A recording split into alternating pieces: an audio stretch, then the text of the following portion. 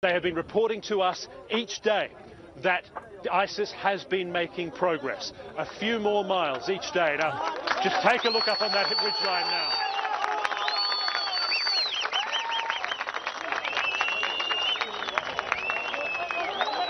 What you're seeing is trace of fire moving into that ridgeline that is currently occupied by ISIS forces. And around me, the Kurdish crowd is cheering. Take a listen.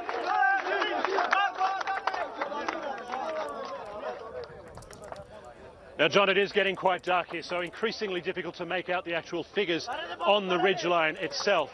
But we can see from that trace of fire that they are still receiving incoming fire. And it is at that position that our photojournalist Claudia Otto has seen ISIS fighters take casualties, take hits.